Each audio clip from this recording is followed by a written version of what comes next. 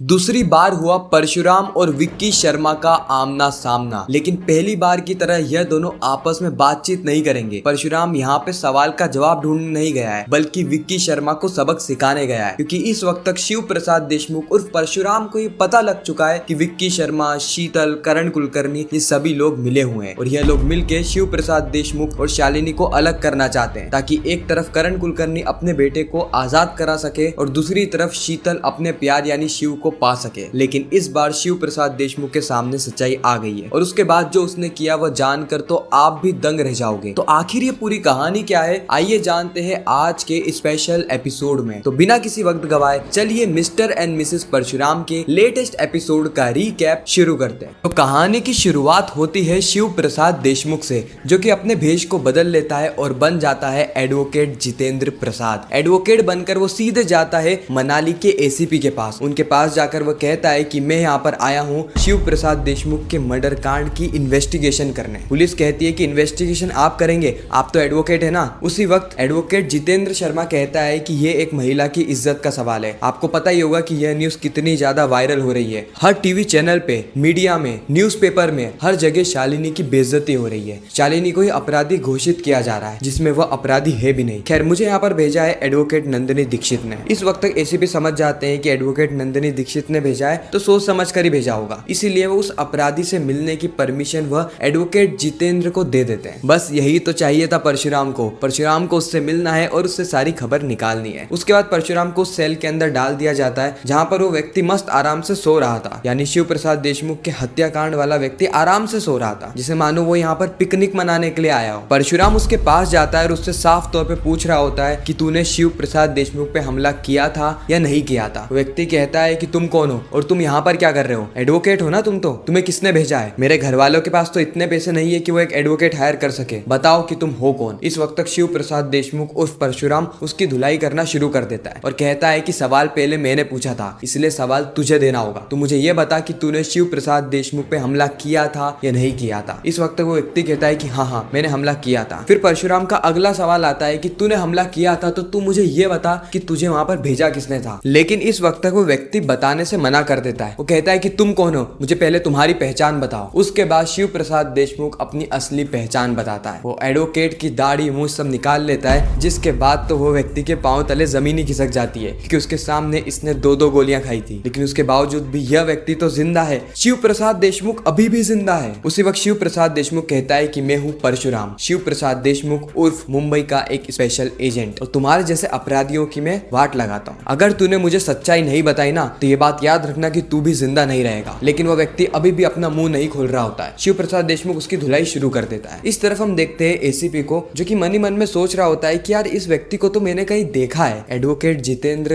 कहीं ये पुराने केस से तो लिंक नहीं है? नहीं, इसको मैंने कहीं तो देखा है, कहाँ देखा है। एसीपी यहाँ पे बहुत ज्यादा सोच में पड़ जाते हैं, लेकिन उन्हें ध्यान नहीं आता। इतने में वहां पर आ जाती है एडवोकेट नंदिनी दीक्षित। नंदिनी दीक्षित भी उसी आदमी से मिलने की बातचीत कर रही होती है। एसीपी कहते हैं ये सब आप क्या कह रही है? आपके कहने पर तो हमने एडवोकेट जितेंद्र को भेजा है मिलने के लिए, आपके बिहाफ पर आए थे ना वो। नंदिनी कहती है एडवोकेट जितेंद्र, अरे मैंने तो कभी इनका नाम तक नहीं सुना। यह बात सुन के तुरंत एसीपी का दिमाग हिल जाता है। वो अपनी पुलिस फोर्स के साथ सीधे पहुंच जाते हैं उस सेल में। लेकिन सेल में जाने के बाद वो देखते हैं कि वहां पर कोई भी नहीं होता। शिव प्रसाद देशमुख उससे पहले ही निकल चुका था। लेकिन अगर शिव प्रसाद देशमुख को थोड़ा समय और मिल जाता ना, सिर्फ थोड़ा सा समय, तो वो उससे सच उगला लेता। खैर, सेल के अंदर पहुंचने के बाद एडवोकेट नंदिनी दीक्षित और एसीपी सर उस व्यक्ति को देख रहे होते हैं जिसके सर से खून बह रहा था, जैसे मानो किसी ने उसकी धुलाई करी हो। एसीपी सर कहते हैं कि वो एडवोकेट कौन था? उसी वक्त वो व्यक्ति कहता है कि वो कोई एडवोकेट नहीं था, वो स्पेशल एजेंट था, स्पेशल एजेंट, और वो मुझे यहाँ पर मारने के लिए आया था। ये बात सुन के एसीपी के पांव तले जमीन खिसक जाती है। और इस वक्त तक तो नंदिनी को भी समझ में नहीं आ रहा होता कि यहाँ पर चल क्या रहा है। कौन जितेंद्र मेरा नाम लेकर यहाँ पर आ गया और इस व्यक्ति को मारना क्यों चाहता है? ये सारी चीजें कहीं ना कहीं एक कंफ्यूजन क्रिएट कर देती है एसीपी के मन में, नंदिनी के मन में और पुलिस फोर्स के मन में। अगले ही सीन में हम देखते हैं कि क्योंकि चिंटू का एक्सीडेंट हो गया था लास्ट एपिसोड में, इसलिए शालिनी उसे डॉक्टर के पास लेकर आई होती है। और वहां पर आने के बाद डॉक्टर कहते हैं कि आपको अपने बच्चे का ध्यान रखना चाहिए ना, वो ऐसे सड़क पे भागता फिरेगा और आप उसे भागने देंगी, कभी कोई बड़ी दुर्घटना हो जाती तो क्या होता। हाल फिलहाल में कुछ बड़ी चीज नहीं हुई है, बस थोड़ी बहुत खरोच आई है। इस वक्त तक शालिनी कहती कि ठीक है डॉक्टर, मैं अगली बार से ध्यान रखूंगी। उसके बाद शालिनी अपने बच्चे को गले लगाती है, चिंटू को, और चिंटू को कहती है कि चिंटू तू इतना मुझसे नाराज क्यों है? तुझे पता है ना कि तेरी आई कभी भी तेरे पा को नहीं मार सकती, तेरी आई तेरे पास से कितना ज्यादा प्यार करती है, ये बात तू कितने अच्छे से जानता है। लेकिन चिंटू इस वक्त तक कुछ नहीं कहता, बस उसकी आंखों में से आंसू बहना शुरू हो जाते हैं। और इस बार हम देखते हैं कि शालिनी को कॉल आ जाता है शीतल का। बहुत समय के बाद शीतल ने शालिनी को कॉल किया और शीतल शालिनी को कहती है कि शालिनी, मैं शीतल बोल रही हूँ और मेरी बहुत जल्द शादी होने वाली है। शालिनी कहती है होने वाली है तो कर लो ना, तुम मुझे क्यों फोन कर रही हो, मैं तुम्हें कोई जानती थोड़ी ना हूँ और ना ही मुझे तुमसे किसी प्रकार का कोई मतलब है, मैं वैसे ही मेरी जिंदगी की परेशानियों में जूझ रही हूँ। उसी वक्त शीतल कहती है कि मैंने तुम्हें फोन इसलिए किया क्योंकि मैं जिससे शादी करने वाली हूँ, जो मेरा दुल्हा है, उसे तुम बहुत अच्छे से जानती हो। शालिनी कहती है कि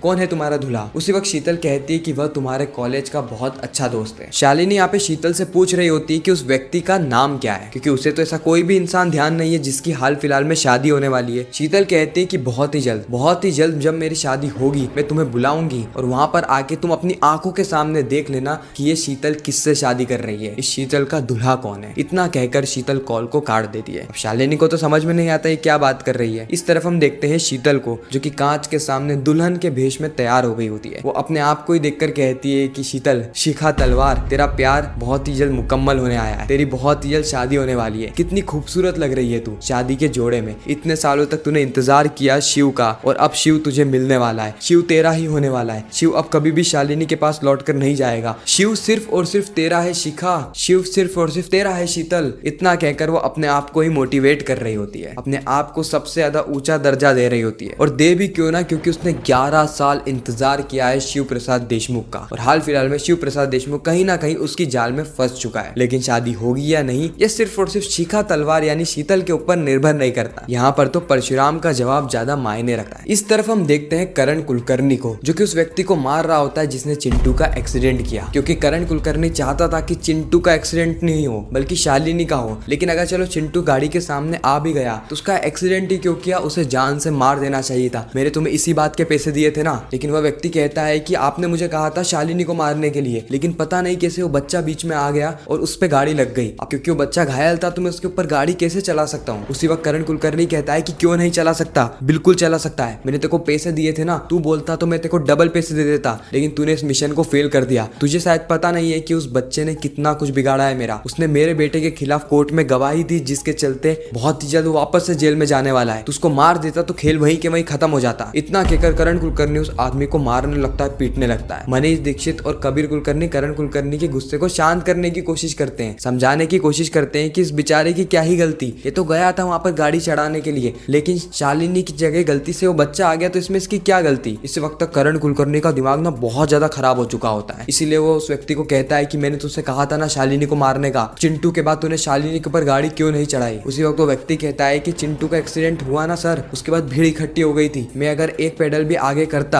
यानी थोड़ी सी भी रेस देता ना, तो सब लोग गाड़ी से निकाल के मुझे वहीं के वहीं जिंदा मार देते। करण कुलकर्णी उसको वापस से मारने लगता है, पीटने लगता है, लेकिन जैसे तैसे करके इस मामले को शांत किया जाता है। करण कुलकर्णी कहता है कि मैं छोड़ूंगा नहीं, उस शालिनी को और चिंटू को, दोनों को ही मैं नहीं छोड़ूंगा। इस तरफ हम देखते हैं शिव प्रसाद देशमुख को, जो कि घर पर आता है और देखता है कि शीतल यहाँ पे सज धज के तैयार हो चुकी है। उसी वक्त परशुराम उससे पूछ रहा होता है कि तू सज धज के तैयार क्यों हुई है शिखा, आखिर तेरे दिमाग में चल क्या रहा है। शीतल कहती है कि मैं सज धज के तैयार हुई हूँ क्योंकि हमारी शादी होने वाली है। ये बात सुन के शिव प्रसाद देशमुख उस परशुराम के पांव तले जमीन खिसक जाती है। उस वक्त तक परशुराम कहता है कि किसने कहा तुमसे। शीतल कहती है कि मैंने तारीख फिक्स कर ली है, 15 जुलाई को हमारी शादी होने वाली है। परशुराम कहता है कि ये तारीख तुमने क्या अपनी मर्जी से ही फिक्स कर ली। उसी वक्त शीतल कहती कि नहीं, मैंने पंडित जी से फिक्स कराई है और तुमने भी मुझे कहा था कि जब शालिनी को जेल हो जाएगी, जब वह दोषी साबित हो जाएगी, उसके बाद तुम मुझसे शादी करोगे। तो 15 जुलाई से पहले ही शालिनी दोषी साबित हो जाएगी और उसके बाद हम दोनों की शादी होगी। हम दोनों एक हो जाएंगे, हमारी जिंदगी की नई शुरुआत होगी। खैर, इसी के साथ ही खूबसूरत एपिसोड यहीं पे समाप्त हो जाता है। आपको यह रिकेप कैसा लगा कमेंट सेक्शन में जरूर बताना। बाकी मैं मिलता हूँ आप सभी से किसी नेक्स्ट इंटरेस्टिंग वीडियो में। जब तक के लिए गुड बाय।